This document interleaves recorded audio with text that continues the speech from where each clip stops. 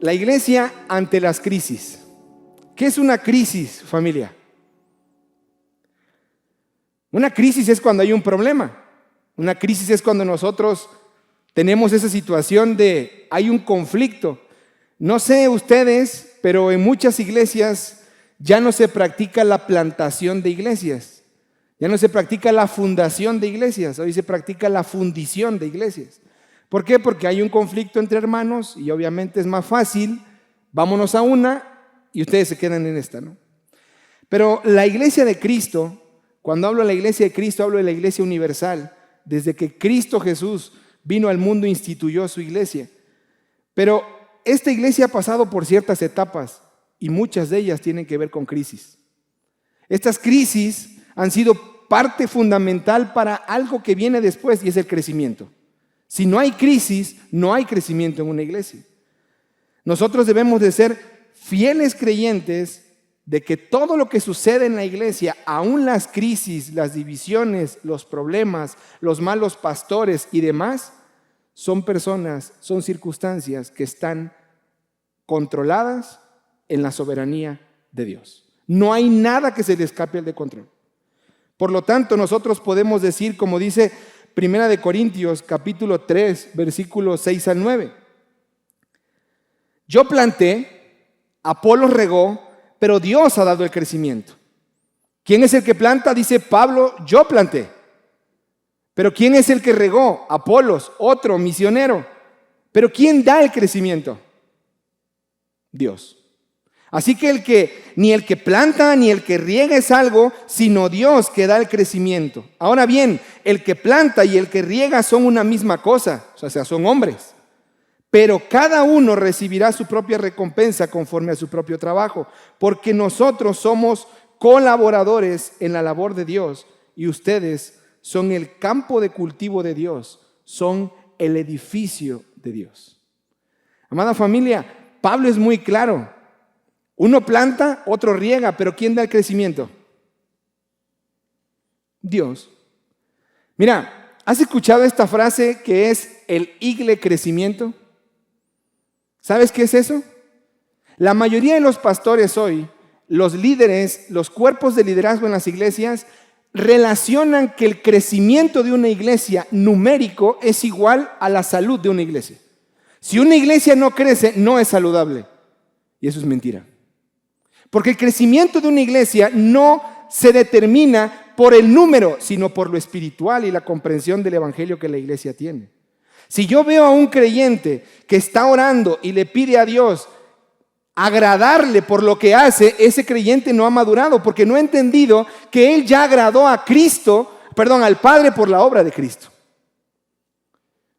¿Cuántos de nosotros venimos hoy en esta mañana y venimos con un evangelio diferente al que la Biblia predica? Por ejemplo, hay 3 falsos evangelios en el mundo que yo te puedo decir ahora y yo estoy casi seguro que ya te han llegado a ti por TikTok, por Facebook, por Twitter y por Instagram y los has de querer estar siguiendo. El primer evangelio es el evangelio de la prosperidad. Si tengo dinero, es una forma de mostrar que yo no soy pecador, porque Dios prospera al santo. El otro evangelio es el evangelio de la felicidad. Si yo tengo problemas hoy y estoy en circunstancia en la que estoy sufriendo, yo soy pecador. Entonces Dios no me está bendiciendo. Yo quiero tener una vida de felicidad, porque eso es el evangelio. Pero tienes otro evangelio también, que es el evangelio del éxito. Dios te llamó para ser cabeza y no cola. Y tenemos a sus 3 grandes predicadores, como por ejemplo en la prosperidad, Guillermo Maldonado y todo su séquito. Tenemos a los que andan leyendo el libro de Tu Mejor Vida Ahora con Joel Osteen y todo el evangelio de la felicidad. Pero tenemos también el evangelio del éxito, que son los jóvenes que están siguiendo a Daniel Aviv y que quieren ser emprendedores y que están en la motivación del evangelio. Te digo algo, esos 3 son evangelios falsos. El evangelio de la Biblia te habla de un sufrimiento. El evangelio de la Biblia te habla de que a veces no va a haber felicidad, va a haber tristeza, pero que nos vamos a gozar en medio de la adversidad.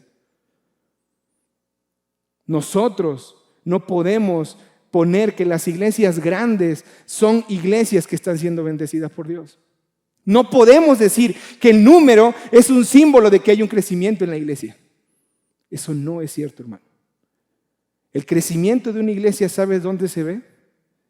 en lo íntimo de tu recámara, cuando tienes el peso en tu corazón por levantarte a leer la Escritura y por orar a Dios. Ahí se ve el crecimiento de una iglesia, porque la iglesia no son personas.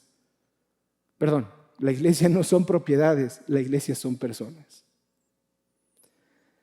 La iglesia ha pasado por muchas etapas y muchas de ellas pasaron por momentos de crisis. Quiero dar un panorama leve sobre esto para que veas el crecimiento que ha habido, no el crecimiento, el crecimiento de la iglesia. Por ejemplo, ¿dónde comienza la iglesia? ¿Con cuántas personas comienza? Platicaba con mi esposa y unos amigos el otro día y les decía que leí un comentario de unos científicos que decían, no son cristianos, son científicos en otra esfera, que dice que cuando un grupo deja de ser de 120, se pierde la comunidad en ese grupo y deja de ser un grupo comunitario. Y justamente nosotros cuando vemos cómo empieza la iglesia, ¿saben cuántos comenzaron? 120 personas en un aposento alto. ¿Se acuerdan ustedes que comenzaron, pero no comenzaron con los 120? ¿Cuántos comenzaron? 12 apóstoles y su maestro en el aposento alto en la Santa Cena. Después de eso, les es quitado el maestro, ¿se acuerdan ustedes? Porque lo mataron, y después de que lo mataron, ¿qué pasó? Quedan confundidos y se empiezan a dispersarse. Vemos a un Pedro pescando, vemos a 2 discípulos camino a Emaús, hablando y diciéndole, ¿qué acaso eres el único que no sabe lo que pasó en Jerusalén? Pero vemos a esos regresando y cenando con su maestro ya resucitado. Ahí tenemos al Tomás, ¿se acuerdan ustedes? Hasta que no meta mi dedo en su llaga, no voy a creer en él. Y la tuvo que meter. Ah, no, ya creí, Señor, ya te vi. No, ahora lo metes. Sabemos que después de 40 días Él los lleva a un lugar y Él asciende. Y otra vez se quedan solos. No puede ser. Tuvimos 40 días contigo. Ahora, ¿qué les estaba enseñando? Tocante al reino. ¿Por qué les estaba enseñando sobre el reino? ¿Por qué vuelve a enseñar lo que enseñó en Mateo 5? Pero después de esos 40 días sucede algo en ese mismo aposento alto. ¿Qué estaban haciendo los discípulos? ¿No estaban orando?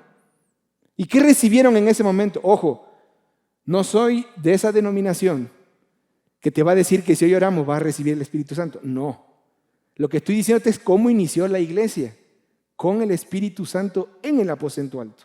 Y después de esos 40 días, ¿qué sucedió? ¿Se quedaron ahí? ¿No? Vayan a Hechos, capítulo 2, versículo 40 al 42.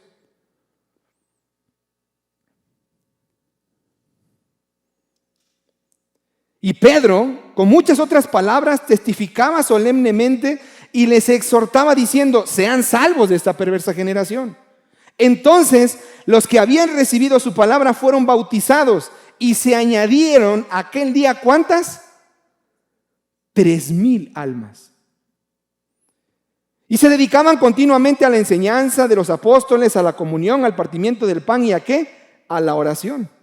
Esas eran las 4 actividades sencillas, básicas. Te hago una pregunta. No, yo no sé quién de aquí son los líderes, pero ya les hago una pregunta. ¿Estas 4 actividades están prácticas aquí en el Sembrador? Porque no pueden desaparecer, ¿eh? Si estas 4 cosas no están, nos estamos olvidando de la comunión entre hermanos. Porque se dedicaban continuamente ¿a qué? A las enseñanzas de los apóstoles. Esto es discipulado.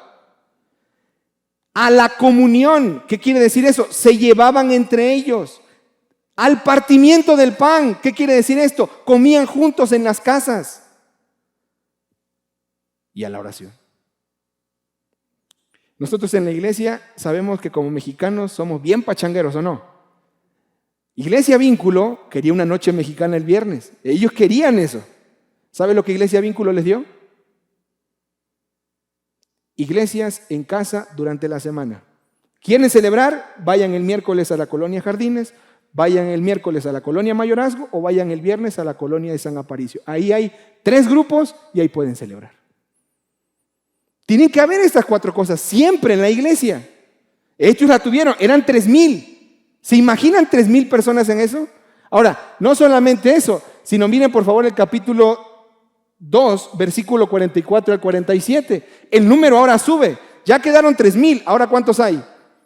Todos los que habían creído estaban juntos y tenían todas las cosas en común. Vendían todas sus propiedades, sus bienes, los compartían con todos según la necesidad de cada uno. Día tras día continuaban juntos en el templo y partiendo el pan en los hogares. ¿Se dan cuenta cómo se vuelve a repetir? Comían juntos con alegría y sencillez de corazón, alabando a Dios y hallando favor con todo el pueblo. Miren por favor ahora capítulo 4, versículo 1 al 4 de Hechos. Mientras Pedro y Juan hablaban al pueblo, se les echaron encima los sacerdotes, el capitán de la guardia del templo y los saduceos, indignados porque enseñaban al pueblo y anunciaban en Jesús la resurrección de los muertos. Les echaron mano, los pusieron en la cárcel hasta el día siguiente, pues ya era tarde. Mira lo que dice el último versículo, el 4. Pero muchos de los que habían oído el mensaje creyeron, llegando el número de los hombres como a ¿cuántos? 5,000 almas. ¿Cuántos llevamos ya? 120 más 3,000 más 5,000. 8,120 personas. Y ahora, los judíos no contaban como nosotros, ellos contaban por hombres, cabezas de hogar. Significa que este número pudo haber sido el triple o 4 veces. Pero ¿qué pasó entre el capítulo 3 y el capítulo 4? ¿Se acuerdan ustedes? Pedro y Juan llegaron al templo. ¿Y en el templo qué hicieron? ¿Predicaron? No. No tengo ni plata ni oro, más lo que tengo te doy. En el nombre de Jesús, levántate y anda. Y ¡pum! Se levanta. No estoy diciendo, hermanos, que voy a hacer un milagro esta mañana. No. Los milagros respaldan a los siervos de Dios. Pero los milagros no son nada más que un paralítico se levante, sino cuando estás discipulando que una persona salga de su problema por la verdad del evangelio. Esos son los milagros que Dios hoy quiere hacer dentro de la iglesia. Y si quiere sanar, lo haría. Pero ¿te das cuenta cuál fue el orden? Ahora, estas personas, quiero que prestes atención porque esto puede ser el giro para tu vida como iglesia. Estas personas, del capítulo 3 al capítulo 4, ustedes vieron que ellos ¿qué hacían con sus propiedades? Las vendían, los repartían a los pobres y ¿qué más hacían? Comían juntos. Hermanos, ¿qué hubieran hecho ustedes siendo Pedro y Pablo cuando vieron que la primer cosecha en Hechos 2 fueron 3,000 personas? Y luego ya en el capítulo 3 son 3,000. ¿Qué hubieran hecho? Como Aarón, le hubiéramos dicho a la gente, vayan y vendan todo lo que tienen, lo traen y compramos un templo enorme. Porque ¿dónde nos vamos a juntar? ¿Dónde se juntaban todas esas 8,000 personas? Si resuelves esa pregunta, el crecimiento de la iglesia se va a dar a borbotones. ¿Dónde se juntaban esas 8,000 personas? No tenían un local, ¿A dónde iban en capítulo 3 Juan y Pedro a la hora novena? ¿No a la oración? Continuaban yendo a su anterior iglesia. Es como si dijéramos hoy que nosotros seguimos yendo a la misa. Un choque en tu mente. No, ¿cómo? No puedo relacionar iglesia católica con iglesia cristiana. No te estoy diciendo eso. Ellos el día sábado tomaban el tiempo a la hora que la gente iba a orar e iban al templo a orar. Terminaban el tiempo de oración, rentaban el pórtico de Salomón y ahí predicaban el evangelio. Y después de eso se iban por grupos a casas. La historia de la primera iglesia dice que habían cerca de 100 iglesias en casa que estaban en Jerusalén. ¿Saben ustedes dónde se juntaban los cristianos después del año 70 cuando Nerón empezó a perseguirlos? ¿Dónde? ¿Qué eran las catacumbas? Eran cementerios. Porque el romano tomaba como indigno pasar un tiempo en el cementerio. Y los cristianos sabían que el único lugar donde no los iban a ir a buscar era en el cementerio. No tenían locales, hermano. No tenían iglesias enormes. No eran grupos que se juntaban, que eran grandísimos. ¿Dónde se centraba todo? En las casas. Ahí enseñaban la doctrina de los apóstoles uno a uno. Ahí partían su pan. Ahí compartían sus necesidades. Ahí oraban los unos por los otros. De hecho, un historiador dice que lo que hacían era primero partían el pan de la Santa Cena y después compartían el alimento. Todos los sábados. ¿En qué momento se instituyó que fuera el domingo? Te voy a invitar a que leas más sobre la historia porque no es mi tema. Pero ahí es donde nace en el año 350 la Iglesia Católica por Constantino. Y hace todo en una basílica y empieza a haber auspicio para construir grandes templos. En el año 1500 los reformadores le quitan a la Iglesia Católica hasta los templos. Yo te quiero mostrar ahora, por favor, ya que viste todo esto, dónde se juntaban, quiero dar la evidencia de que es así. Ve por favor a Colosenses 4:15. Ahí están las 3 citas bíblicas. Colosenses 4:15. Está escribiendo Pablo, ¿a quién? A Colosas. ¿Pero a quién en sí? Colosenses 4:15 dice, saluden a los hermanos que están en la Odisea, también a Ninfas y a la iglesia que está en ¿dónde? No habían iglesias. No es que Pablo le escribió a la iglesia bíblica El Sembrador. No. Pablo escribió a una iglesia ¿en qué? En una casa. Miren lo que dice Romanos capítulo 16, versículo 3 al 5. Ojo, en el 16 hay cerca de 5 iglesias en casa. Yo nada más voy a hablar de una. Romanos 16, 3 al 5. Pablo se está despidiendo de los romanos y dice, saluden a Priscila y Aquila, mis colaboradores en Cristo Jesús, los cuales expusieron su vida por mí, a quienes no solo yo doy gracias, sino también todas las iglesias ¿de quién? De los gentiles. Y miren lo que dice en el versículo 5. Saluden también a la iglesia que está ¿en quién? En su casa. Saluden a mi querido hermano Epéneto, que es el primer convertido a Cristo. ¿En dónde? En Asia. Filemón capítulo 1, perdón, no tiene capítulo, pero del versículo 1 al 3. Filemón. Pablo. Sí se sabe la historia de Filemón, ¿no? Los bíblicos leen mucho la Biblia, porque son bíblicos. Yo fui bíblico. Iba a la iglesia bíblica Sinaí y luego fui bíblico porque fui a la iglesia bíblica Roca Eterna. Ahora no tengo denominación, pero soy cristiano, ¿ok? Pero sé que ustedes leen mucho la Biblia y deben de saber la historia de Filemón. ¿Sí conocen la historia de Filemón? Pablo está en la cárcel, conoce a una persona que se llamaba ¿cómo? Onésimo, lo discipula, le enseña el evangelio, se convierte a Cristo y ahora Onésimo tiene que regresar a una casa. ¿De dónde eres, Onésimo? Pues estoy aquí porque pues era delincuente. Y uno de los que yo le robé fue a Filemón. ¿Cómo vas a mandar a su casa? Y Pablo hace una carta y le dice, ve y te van a recibir como a mí. Imagínate recibiendo al que le había hecho algo y le escribe Filemón. Pablo, prisionero de Cristo Jesús y el hermano Timoteo, ¿a quién? A Filemón, nuestro amado hermano y colaborador, y a la hermana Apia y a Arquipo, nuestro compañero de lucha, y a la iglesia que está ¿en dónde? En tu casa. Filemón tenía una iglesia en su casa. ¿No es esto un choque para tu mente? Porque tú estás acostumbrado que la iglesia son estas 4 paredes. Y eso es un vestigio que traemos de nuestra religión tradicional, que Dios está en la iglesia. Pero Jesús dijo que donde estén 2 o 3 congregados en mi nombre, ahí estoy yo en medio. Por lo tanto, la iglesia somos nosotros. Este edificio sin nosotros no es iglesia. Nosotros tenemos que estar en un lugar para hacer ¿qué? Iglesia. Ahora, este es un pequeño pantallazo de lo que pasaba en el Nuevo Testamento, ¿ok? Así comenzó la iglesia hasta el año 300. Así se mantuvo. De hecho, ¿dónde se quedaron esos 8,000? ¿Por qué dice que nada más había 100 iglesias en casa en Jerusalén?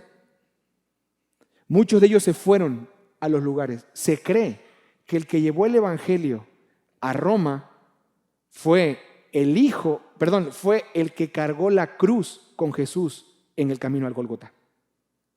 Porque él regresó. Evidencia de eso está en el último capítulo, no tengo el tiempo para verlo, pero Pablo dice que esa madre es como su madre y está hablando acerca de la esposa de este hombre. ¿Cómo va a llegar el evangelio a otros lugares? por medio de la iglesia. Ok, hasta aquí hemos visto como un pantallazo de lo que es la iglesia en casa. Pero todos sabemos que apenas si plantamos una iglesia o fundamos una iglesia, ¿qué va a pasar? Van a haber problemas, ¿sí o no? En el último punto, el caso en particular de esta red de iglesias tenían a un supervisor.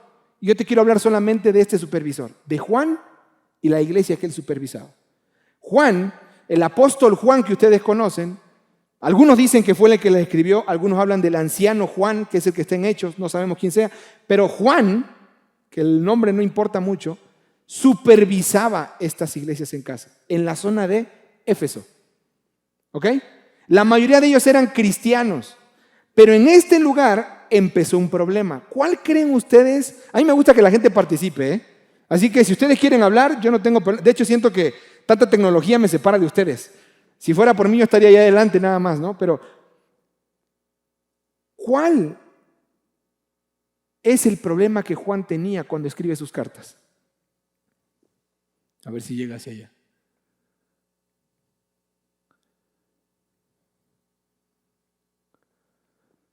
No les escucho, hermano. No se peleen, de a uno por uno. Mejor te voy a decir que le avance porque creo que no llegue. Ustedes cuando leen Juan, leen primera carta de Juan al principio y el último leen la tercera, ¿sí o no? La próxima vez que lo lean, primero lean la tercera, que fue el primero que se escribió, luego lean la segunda y luego lean la primera. Son los 3 escritos más modernos que hay en la Biblia. Fueron escritos después de Apocalipsis, ¿ok? Año 90 más o menos. Pero si tú lees la tercera carta de Juan, hay un problema, fue el que leímos ahorita. ¿Detectaron cuál era el problema? 3 personas. Y había un conflicto ahí. Había uno que se llamaba Diótrefes. Creo que Dios fue muy misericordioso y le quitó la I. Pero este Diótrefes no recibía a los misioneros. Claro, se establecían iglesias en casa y es como que aquí dijeran, a ver, hermanos, ¿quién quiere poner una iglesia en su casa? Nadie levanta la mano, ¿por qué? Es que yo no tengo la capacitación para hacerlo. Entonces, ¿qué necesitaríamos? Mandar a maestros. Pero en este caso en Éfeso estaba muy separado y no había ni metrobús, no había ni combi, no, era caminando, a lo mucho en burro. Entonces mandaban a maestros, que se le llamaban maestros itinerantes. Hoy en día se usa como decir misioneros, pero yo no me gusta decir mucho misioneros. Vamos a ponerle mejor maestros itinerantes. Entonces cuando llegaron, Gallo los recibía, pero Diótrefes no. Y ahí encontramos al maestro que se llamaba Demetrio. Ahora sí vamos a entrar en el tema, porque tercera de Juan se le escribe a un miembro de la iglesia que se llamaba Gallo, no al líder de la iglesia o al pastor. Segunda de Juan se le escribe a la iglesia, pero la cosa se salió de control. Y por eso tiene que escribir tercera de Juan para atacar el problema que había. ¿Cuáles eran los problemas? Estaban con nosotros, pero no eran de nosotros. Porque si hubiesen sido de nosotros, hubieran permanecido en la verdad.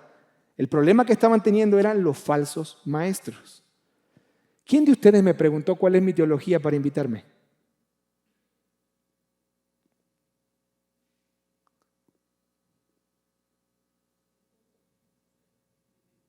Confiaron que ellos me conocen. Pero cualquier baba de perico se puede subir a hablar acá, ¿eh?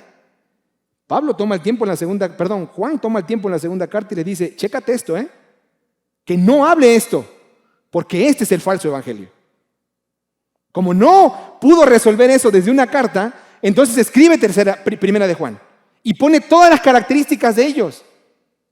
Es el mismo problema que tenía Pablo cuando escribe a Timoteo y a Tito y dice, aguas porque hay hombres que son engañadores y son amadores de sí mismos. ¿No han visto pastores ustedes así? ¿Que se sienten la última Coca-Cola del desierto? Yo soy de esos. Quiero tratar este tema, hermanos. Esta fue la introducción. Todo esto lo manejé para que puedas entender ahora la circunstancia que estaba en una red de iglesias en casa en la que había un problema. Yo sé que ustedes como Iglesia El Sembrador pueden decirme, no tenemos problemas. Algún día los vas a tener y vas a tener que recordar esto. Pero debido a que la iglesia no puede evitar los conflictos y las crisis, el llamado del Evangelio es a que la iglesia permanezca en amor y en la verdad en medio de cualquier circunstancia. Te lo voy a repetir porque esta es mi idea central. Debido a que la iglesia no puede evitar los conflictos y las crisis. Díganme, ustedes se levantaron hoy en la mañana diciendo, estoy preparado para la división que va a haber hoy en la iglesia. Estoy preparado para el chisme que va a hablar la hermana Juanita y el hermano Pedro, en la que va a decir que él es un desgraciado. Estoy preparada. Estoy listo para presentar defensa. O sea, ¿te levantaste así? Debido a que la iglesia no tiene la capacidad ¿de qué? De controlar las crisis y los problemas, la iglesia tiene la responsabilidad de ¿qué? Permanecer en la verdad y permanecer en amor. Son las dos cosas que Tercera de Juan dice. Este es el mensaje. Dios es luz y no hay ningunas tinieblas en él. Dios es amor y el que no ama como Dios ama no es hijo de Dios. Y Juan marca muchas veces, en esto me gozo, que mis hijos anden en la verdad. Y les dice, ustedes conocen el mandamiento. ¿Cuál es? Amar unos a otros. Ese es el verdadero mandamiento. Y dice, tienes que permanecer ¿en qué? En el amor. La pregunta, hermanos, ¿entre ustedes mismos se aman? ¿Entre ustedes mismos se buscan el día domingo terminando la iglesia para decir, ¿dónde comemos hoy? ¿Comemos en mi casa o en la tuya? Nos cooperamos, no hay ningún problema, vamos y lo hacemos. En ese momento de estar en esa relación, en la comida, estamos preguntándonos unos a otros, ¿tú qué piensas acerca de lo que predicó el tipo este que llegó hoy con saco? Como que estaba loco, ¿no? O sea, no me cuadra mucho. Esa es la cultura que ellos tenían en los primeros 3 siglos. ¿Dónde quedó, hermanos? ¿Por qué la perdimos? Nosotros debemos de permanecer ¿en qué? En amor y en la verdad en medio de cualquier circunstancia. Eso de unidos, ¿cómo es? El pueblo unido jamás será. Eso es mentira, ¿eh? El pueblo unido siempre es vencido. Porque lo único que el pueblo necesita para estar unido, ¿qué es? La verdad y el amor. ¿Quién dijo yo soy la verdad? Vamos a hablar en cuanto a eso. Vamos a hablar en primer lugar la tercera carta. Si puedes avanzarle, porque ya me fui como 5 diapositivas, creo. Ahí está. En primer lugar, tenemos una iglesia en acción que nos muestra los 3 perfiles que hay en la obra misionera. Ojo, voy a tocar este tema de la misionera, pero creo que hoy la iglesia está entendiendo mal el ser misionero. Cualquiera hoy dice, me quiero ir a África y ya, susténtenme y me voy a África. Y eso ya es hacer misiones. Tú no sabes si aquel cuate se fue a África, pero a pasear, a pachanguear. Tú no sabes, pero ya tenemos un misionero en África. No, la misión, te lo voy a decir nada más como porque no está ahí en mi tema, pero el Señor nos salva y nos deja una misión. ¿Cuál fue? No, predicar el evangelio es parte de la misión. Lo que nos dejó, ¿cuál es? Vayan y hagan discípulos. ¿Cómo los voy a hacer? Predicándoles el evangelio, enseñándoles que guarden todas las cosas. ¿Ok? Pero ¿cuál es la misión que ahí pone Jesús? Bellas discípulos. ¿Esa misión hace falta que yo me vaya a África? Esa misión empieza aquí. A ver, hermano, ¿tú tienes algún discípulo aquí entre los que están sentados? Es más, ¿tú eres discípulo de alguno de los que están aquí? No te echo la culpa porque tú tuviste que haber llegado a la iglesia, te predicaron el evangelio, te hubieron discipulado y tú tendrías que estar diciendo, jálale, a lo que vas, tú tienes que ser un discípulo. Pero como no lo hicimos desde el principio, no reproducimos eso. Pero sí estamos afanados en las iglesias, ¿qué tipo de audio tenemos? ¿Qué instrumento vamos a comprar? La tecnología es lo último, transmisión en vivo en Facebook, tenemos que estar en Instagram, tenemos que estar en YouTube. A través de eso no hacemos discípulos. ¿Cómo hacemos discípulos? Por eso nosotros decimos que somos hijos de Dios en misión. Los misioneros no están predicando el evangelio en otros países. Los misioneros están aquí adentro predicando el evangelio entre ustedes. Porque el evangelio tiene 3 dimensiones.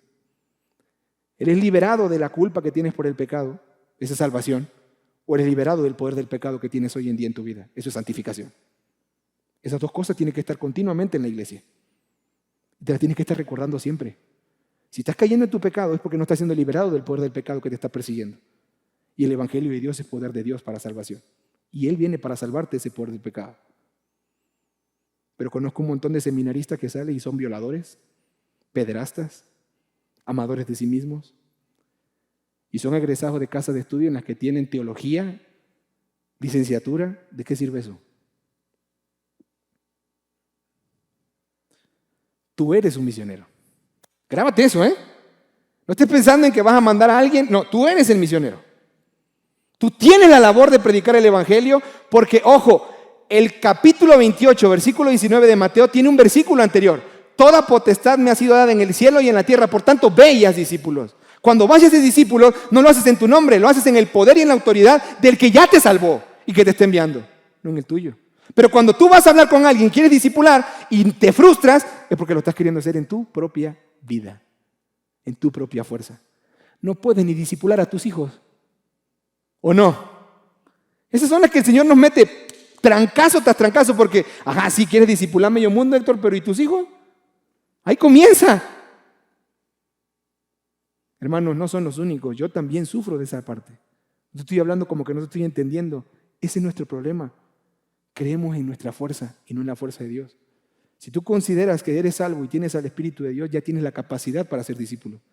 Porque lo estás haciendo en el nombre de Él, con la autoridad de Él, con el poder de Él, y te dejó al Espíritu Santo, que es el poder de Dios en acción, moviéndose entre nosotros. ¿Qué te hace falta? Entonces, tenemos una iglesia que tiene los 3 perfiles. El primer perfil, ¿quién es? Gallo. El perfil de Gallo le dice, ve por favor en 3 de Juan.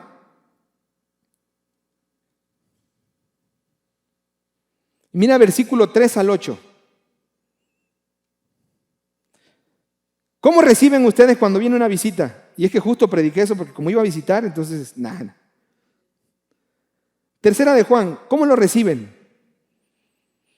Juan le dice, querido amigo, ¿le eres fiel a Dios cada vez que pones al servicio de los maestros itinerantes que pasan por ahí, aunque no los conozcas? ¿Se dieron cuenta de lo que hacía Gallo? Perdón, me voy a quitar el saco porque ya sentí calor, no sé si es el Espíritu Santo o es que hace calor. Dice en el versículo 6, ellos le han contado a la iglesia de aquí de tu cariñosa amistad. Te pido que sigas supliendo las necesidades de esos maestros, tal como le agrada a Dios, pues viajan al servicio al Señor y no aceptan nada de los que no son creyentes. Por lo tanto, somos nosotros los que debemos apoyarlos y así ser sus colaboradores cuando enseñan ¿qué? La verdad. Gallo era un miembro de la iglesia que apoyaba la obra misionera. Es en primer lugar. Segundo lugar, Diótrefes, ¿cómo lo recibía? Mira el versículo 9 y 10. Le escribía a la iglesia acerca de esto, dice Juan, pero Diótrefes, a quien le encanta ser el líder, en la versión de RB 60 dice, a quien le encanta el primer lugar entre ellos. No quiere tener nada que ver con nosotros, Diótrefes, dice Juan. Versículo 10, cuando yo vaya, sacaré a relucir las cosas que hace y sus infames acusaciones contra nosotros. No solo se niega a recibir a los maestros itinerantes, sino que les dice a otros que no los ayuden y cuando los ayudan, él los expulsa de la iglesia. ¿Han visto líderes, pastores, maestros así? No, a ese no le enseñe, no, a ese no le apoye porque él es pentecostal. Nosotros somos bíblicos, ¿eh? No, nada, ni un peso para ellos. Y si lo recibes, te expulso. Son siervos al servicio de Dios, sin importar denominación. Están haciendo el trabajo que todos debemos de estar haciendo. Dice la Didache o la Didaje, que fue un escrito que los apóstoles hicieron como los procedimientos que ellos tenían después del Nuevo Testamento. Creo que es en el sector 7, algo así, dice que un maestro itinerante no podía pasar más de 2 días en una iglesia, porque era itinerante. Él llegaba, enseñaba y se iba. Si se quedaba, tenía que prestar atención porque muy probablemente no era un maestro itinerante. Ahora, ¿qué hacía Gallo? Los hospedaba. Extraños. Después de que los hospedaba, ¿qué hacía? Les daban alimentos, pero dice que los apoyaban para sus viajes. Y eso implicaba en la Didaje que estas personas les daban un dinero. El típico, ustedes han escuchado esa palabra de, es para que te encaminen. Es que le daban dinero para su viaje. Esa es la palabra que viene en la RB60. Los encaminaban, les daban dinero. Y si era necesario y era muy feo el trayecto, le ponían hasta escolta para que los llevara hasta donde iba y regresara. Gayo era un perfil de un hombre que apoyaba, pero Diótrefes, ¿por qué Diótrefes no los quería? Por la sencilla razón que un pastor no quiere cuando viene otro pastor. Enseña mejor que yo y se me van a ir a su iglesia.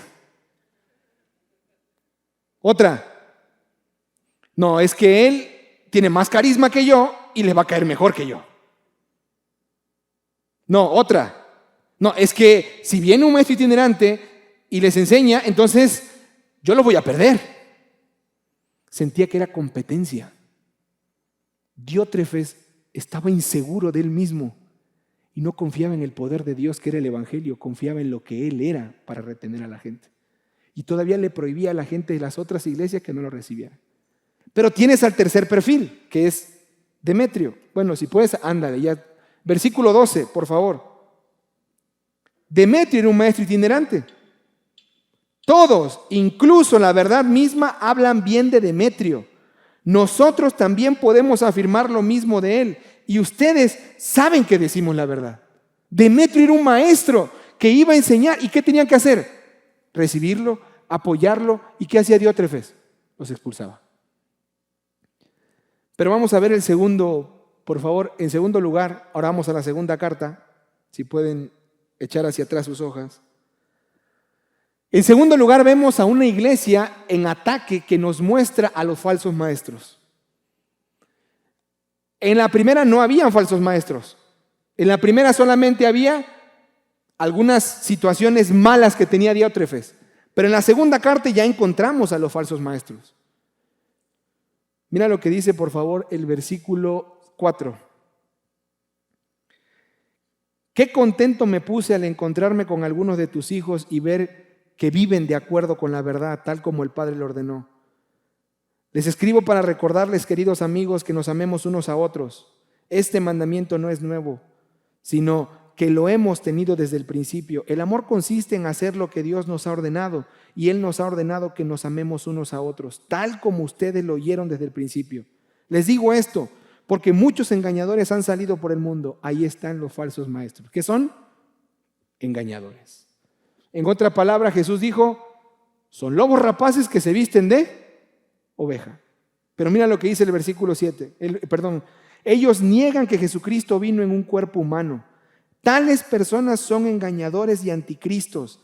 Tengan cuidado de no perder lo que hemos logrado con tanto trabajo. Sean diligentes para que reciban una recompensa completa. Todo el que se desvía de esta enseñanza no tiene ninguna relación con Dios, pero el que permanece en la enseñanza de Cristo tiene una relación tanto con el Padre como con el Hijo.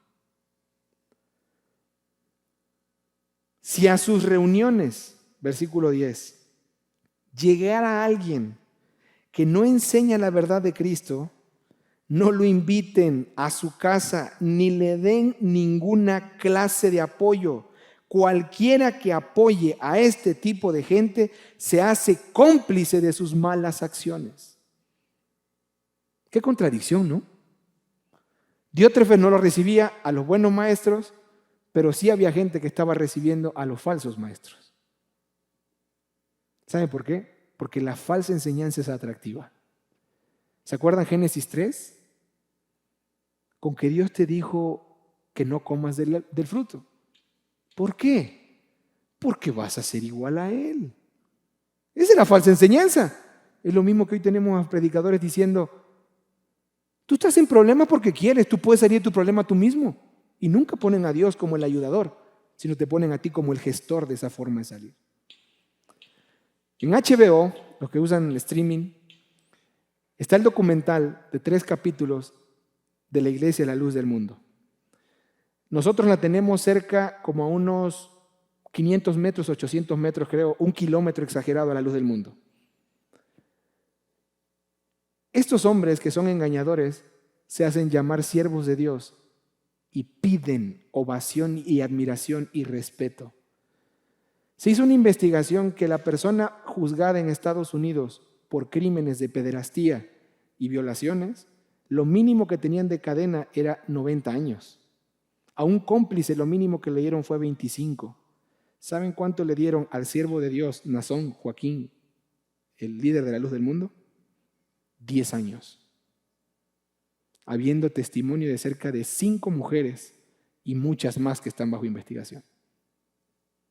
¿Cuáles son los falsos maestros que te pueden visitar en esta iglesia, amada familia? ¿Cuáles son los falsos evangelios que pueden estar entrando aquí? Que aquí dice, ni los invites a tu casa, no los dejes entrar, ni los apoyes. ¿Ya los identificaste? Yo tengo amigos que son del Evangelio de la Prosperidad. Uno de ellos me prestó una vez un libro que no lo leí, mi esposa sí. Pero hablaba sobre el diezmo, la siembra y la prosperidad. Y cuando yo le pregunté en qué basan esa idea, me dice en Lucas la parábola del sembrador. Le digo, ¿no se te hace tan loco que Jesús enseña una parábola y da una interpretación? Ya está escrita la interpretación, no hay que hacer otra cosa más que leer la interpretación.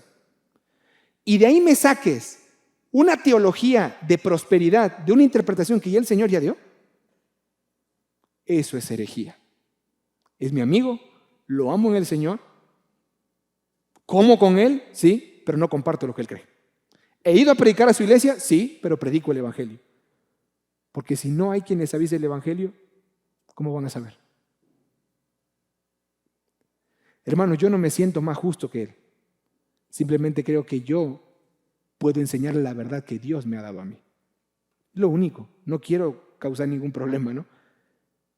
¿Te das cuenta de esta situación? En primer lugar, una iglesia con el perfil misionero. En segundo lugar, una iglesia que tiene el ataque de los falsos maestros. Hermanos, yo sé que ustedes tienen ese perfil misionero. Yo sé que a ustedes les encantaba apoyar obras de misiones y demás. ¡Qué bendición! Ahí está cómo los van a recibir. Háganlo así. Vayan por más Demetrios, pero envíen Demetrios de aquí. Pero en segundo lugar, ¿cuáles son las cosas que te están atacando? Mamá, papá, ¿cuál es el evangelio que tus hijos están creyendo en la escuela? ¿Tú sabes qué cosas son las que ellos están viendo en la escuela? ¿Tú sabes que tus hijos están luchando por aceptación y que el mundo se las está dando? ¿Tú sabes que el mundo les está dando entretenimiento, que no les satisface la palabra de Dios y mejor viven pegados a un teléfono? ¿Ya viste cuál es el enemigo que hay? ¿Cuál es el falso maestro que está entrando a tu casa con tantas horas de YouTube, con tantas horas de TikTok, con tantas horas de Netflix? No satanizo eso, porque yo lo veo, yo lo tengo en mi casa, yo pago streaming. Pero esos no son maestros. Aguas. Y en tercer lugar, la última, por favor, ahora sí vamos a la primera carta de Juan. En tercer lugar, tenemos a una iglesia que ahora ya ha sido dañada y está siendo afirmada por su anciano. Miren lo que dice primera de Juan capítulo 2, versículo 18.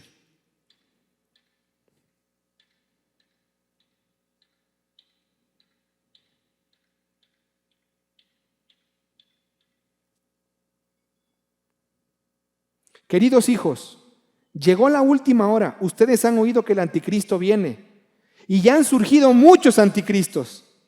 Por eso sabemos que la última hora ha llegado. Esas personas salieron de nuestras iglesias, pero en realidad nunca fueron parte de nosotros. De haber sido así, se habrían quedado con nosotros. Al irse demostraron que no eran parte de nosotros. Pero ustedes no son así, porque el Santo les ha dado ¿qué? Su Espíritu. En la RB60 dice, ustedes tienen la unción.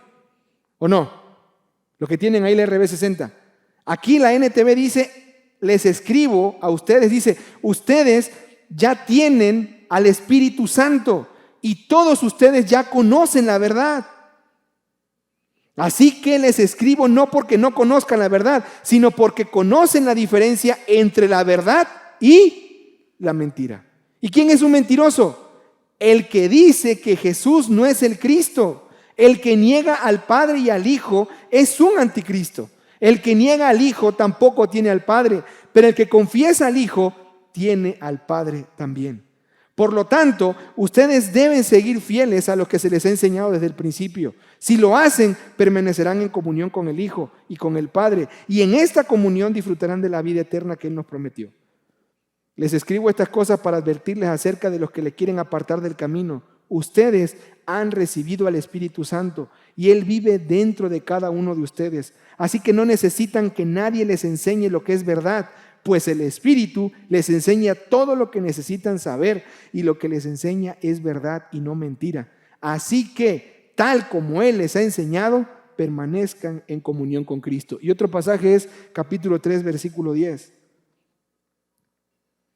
Por lo tanto, podemos identificar quiénes son hijos de Dios y quiénes son hijos del diablo. Todo el que no se conduce con rectitud y no ama a los creyentes, ¿cómo te cae esa? Porque te sientes acusado. Yo no me conduzco con rectitud y yo no amo a mis hermanos. Entonces yo no le pertenezco a Dios. Mira por favor el capítulo 4, versículo 1 al 6.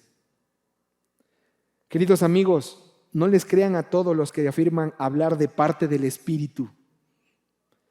Pónganlos a prueba para averiguar si el Espíritu que tienen realmente proviene de Dios. Porque hay muchos falsos profetas en el mundo. Esta es la manera en que sabemos si tienen o no al Espíritu de Dios.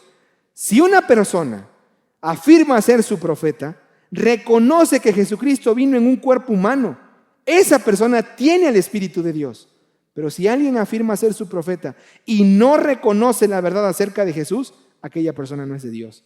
Tal persona tiene el espíritu del anticristo, el cual ustedes oyeron que vino al mundo y de hecho ya está aquí. Pero ustedes, mis queridos hijos, pertenecen a Dios, ya lograron la victoria sobre esas personas, porque el espíritu que vive en ustedes es más poderoso que el espíritu que vive en el mundo. A ver, cada 8 días, día sábado mayormente, se acerca alguien y hace así: buenos días. Y tú contestas desde adentro: sí, buenos días. Se encuentra alguien, queremos hablar con usted. Y de adentro responden: ¿cuántos son? 2, pues hablen entre ustedes. Es un chiste malísimo, ¿no? Los testigos de Jehová llegan cada 8 días a nuestra casa. ¿Ha hablado alguna vez con ellos? ¿Cuál es el centro de su doctrina? Son testigos de Jehová. ¿Y quién es Jesús para ellos? Un profeta. ¿Es Dios? No, es un profeta. ¿Nació de Dios? No, es un profeta. ¿No tenía pecado? No, es un profeta.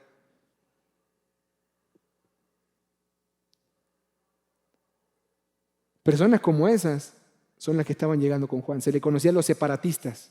Gente que decía: Jesús no es Dios, Jesús no es hijo de Dios, Jesús era un profeta más. Por lo tanto, Jesús instituyó 12 apóstoles, no tiene ninguna autoridad. No nos vamos a someter ni a Pedro, ni a Juan, ni a Pablo, ni a ningún otro más. Por eso Juan les escribe y les dice: oigan, permanezcan en la verdad. Pero lo peor es que todo lo que le enseñaban se lo tragaban y no probaban los espíritus. A ver, amado hermano, sin sonar carismáticos, ¿tú sabes lo que es probar un espíritu? Uno que se levante y me diga: y le regalo mi carro ahorita. Digo, un Chevy, pero... En serio, ¿cómo probamos los espíritus? En Hechos hay el testimonio de una iglesia, la iglesia de Berea. ¿Qué hacía la iglesia de Berea? ¿Te acuerdas del testimonio de Apolos? El inventor de la apologética, el defensor de la fe. Ese hombre no comenzó haciendo eso. Lo escucharon Aquila y Priscila, lo tomaron aparte y hablaron con él el evangelio y le dijeron: tú te quedaste con el evangelio de Juan el Bautista, pero el evangelio continuó y tú no has visto la última parte con Jesús. Y en ese momento Apolos conoce la verdad y empieza a servirle a Dios. Estaban probando espíritus Aquila y Priscila y la iglesia de Berea lo estaba haciendo. ¿Tu iglesia cómo lo hace? Mi trabajo como pastor en la iglesia, cuando yo voy a invitar a una persona, es primero ver quién es y asegurarme y decirle: mándame tu bosquejo y quiero ver de qué vas a hablar. Se oye muy payaso, ¿ah? Pero esa es mi tarea como pastor, probar los espíritus. Y no es difícil. Tienes que leer la Biblia, tienes que hablar con el Espíritu Santo, que es el Espíritu de verdad, y tienes que ver lo que Él quiere hablar. Si lo que la Biblia dice, lo que el Espíritu Santo te está diciendo a ti y lo que el hermano quiere hablar no coinciden, te das cuenta que este es un espíritu de mentira. Ahora, ¿lo voy a rechazar y le voy a negar la entrada? No. Me voy a sentar con él y le voy a decir, ¿por qué quieres decir esto? Es lo que hago en la iglesia con el maestro que tengo de las 10 a las 11 de la mañana en la escuela dominical. Yo le pido y cada sábado me está mandando lo que él va a hablar el domingo. Es lo que yo hago con la escuela dominical y le digo, este material no, este sí. Es lo que yo hago con jóvenes en el que yo leo y veo que van a enseñar. Y mi esposa me dice que soy controlador. Puede ser que sí. Es cierto, tengo ese punto. La gente me lo dice, soy un tirano. ¿Saben algo? Dios nos llamó a probar espíritus. Tenemos al Espíritu de Dios y tenemos que hacer esto en la iglesia. ¿Sabes por qué? Porque cada persona aquí le puede decir a la gente que escuche lo que sea. Amada familia, ¿qué tipo de música escuchas en la semana? No me voy a meter entre la secular y la... No. Si escuchas música cristiana, ¿qué tipo de música cristiana escuchas? Porque la gente viene a la iglesia y recibe el 10% de su doctrina con el sermón. Pero cuando se va a la casa, el 90% de su doctrina le está entrando por los oídos con lo que está escuchando de música cristiana. Ahí tenemos a los creyentes diciendo, no acepto un no por respuesta, ¿no? Eso tengo un disco, tengo una canción. ¿Qué estamos haciendo, hermanos, nosotros para probar estos espíritus? La carta primera de Juan fue escrita para eso y para decirte algo y empoderarte a ti en lo siguiente. Si tú tienes al Espíritu de Dios, tú no tienes necesidad de que nadie te enseñe, sino el Espíritu de Dios que está en ti. Y Él te va a decir qué es verdad y qué es mentira. Pero ¿sabes algo? No tenemos una relación con el Espíritu Santo. Es el Dios olvidado hoy en la iglesia. No vemos que Él fue el que me adoptó. No vemos que Él fue el que me metió en la obra de salvación y que hizo el nuevo nacimiento. No vemos que el Espíritu Santo fue el que me llevó en mi camino y por eso se llama santificación, porque es el que me está santificando. Eso no lo vemos. No vemos que el Espíritu Santo es el que está a cargo de mi vida y está intercediendo con gemidos indecibles, según Romanos 8, ante la presencia del Padre. No vemos que es el que me consuela. No vemos que fue el que dejó el Señor, porque Él dijo, yo me voy a ir, pero alguien les va a ser dado y es el Consolador. Entonces le hablamos al pastor. Venga, dame consejería porque necesitamos de usted, pastor. Y con esto voy a terminar. Por favor. Conclusión. Permanecer en la verdad y en el amor es una de las características evidentes de los hijos amados de Dios que soportan las crisis en las iglesias. No va a haber otra manera de que soporten otra crisis que les venga, hermanos, como iglesia, si no permanecen en la verdad y en el amor. Son hijos amados de Dios que andan en luz y sus obras justas lo demuestran. Andan en amor porque aman con amor sacrificial como Jesús nos amó. Amado hermano, quiero mostrarte el Evangelio en estas 3 cartas. Número 1, el llamado de Dios a la iglesia de acuerdo al Evangelio es como el de Gallo. Son llamados a andar en la verdad. No en otra cosa. ¿En qué? En la verdad. ¿Qué tanto conoces tu Biblia? ¿Qué tanto tienes una relación con Dios? ¿Qué tanto conoces al Espíritu Santo? Eres llamado a andar en la verdad, como lo dice de Gallo. En segundo lugar, tenemos el ejemplo del mayor misionero que hay en la tierra. ¿Quién fue? Cristo Jesús.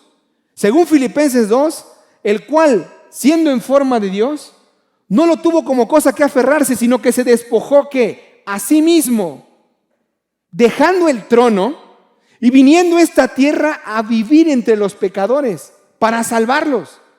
Es el testimonio más grande en lo que se encarnó el Evangelio. Dejó su trono y vino a la tierra. Pero en tercer lugar, ¿quién es el pastor que le escribe a su iglesia hoy? Apocalipsis 1 al 3 habla del ángel que se pasea en medio de las 7 iglesias. Y al final de cada carta, si tú lees, por ejemplo, tercera y segunda de Juan, dice: tengo muchas cosas que escribirte, te las quisiera escribir con pluma y tinta. Pero ¿sabes una cosa? Espero verte cara a cara. ¿Sabes quién es el pastor de esta iglesia? El que Hebreos dijo: el príncipe de los pastores es Cristo Jesús. ¿Sabes qué me hace a mí como pastor humano estar tranquilo de que la iglesia se está congregando, tienen todo un programa y la van a hacer bien? Que es la iglesia de Cristo, no mía, y que Él es su pastor. ¿Sabes qué más está tranquilo cuando una persona tiene un problema y no lo puedo ir a visitar porque estoy en una situación diferente? Que Él tiene el Espíritu Santo para que le ayude en su problema. Amada familia, ¿quién es el pastor de esta iglesia? Cristo Jesús, el cual la compró por precio de sangre. Y Él dijo: yo soy el buen pastor. No estás solo. No te hace falta un pastor humano. ¿Sabes qué te hace falta? Que te postres ante el Rey de Reyes que dejó su trono para salvarte y te dio salvación. Que te postres para andar en la verdad ante el Rey de Reyes que hizo esto, pero que lo reconozcas a Él como tu pastor.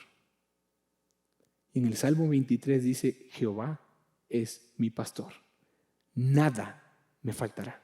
¿Sientes que te hace falta algo? No te hace falta, porque si el pastor supiera, ya te lo hubiera dado. Aunque ande en valle de sombra de muerte, no temeré mal alguno, porque solo tú me haces vivir confiado. Tu vara y tu cayado me infunden aliento. ¿Sabes qué hacía el pastor? Cuando había una encrucijada de 2 montañas y había un lugar oscuro en el que tenían que pasar las ovejas, ese era el valle de sombra de muerte. Una unión entre 2 rocas o 2 pasadizos, y tenía que caminar. Y el pastor lo que hacía, dejaba las ovejas en el lugar de verdes pastos, descansando, y el pastor pasaba por ahí. Es a lo que David dijo: me he encontrado con osos, con leones, y los he derribado, porque era la tarea del pastor. Amado hermano, Él pasó el valle de sombra de muerte. Él murió por ti y sufrió una muerte en todas sus dimensiones. Probó todo lo que la muerte podía hacer, porque la muerte que cayó sobre Él fue la misma ira del Padre. Y al tomar toda la ira, hoy se levanta de la cruz y Él hoy dice: vengan a mí los que estén cargados y cansados, yo los voy a hacer descansar. El que en mí cree tiene vida eterna y no vendrá condenación, porque ha pasado de muerte a vida. El buen pastor puso su vida por las ovejas. Ese es tu pastor. Y Él nunca te ha dejado. Nunca. Las ovejas tendrán lobos entre ellos, pero su pastor siempre las defenderá. Amén. Que Dios te ayude cuando lleguen las crisis a tu vida. Porque las crisis en la iglesia llegan de vez en cuando, pero en tu casa yo creo que tú tienes crisis. Y estás aquí sufriendo por alguna crisis que tengas en tu casa. ¿No es así? ¿Qué tienes que hacer para soportar las crisis de tu casa? Permanecer en la verdad y permanecer en amor.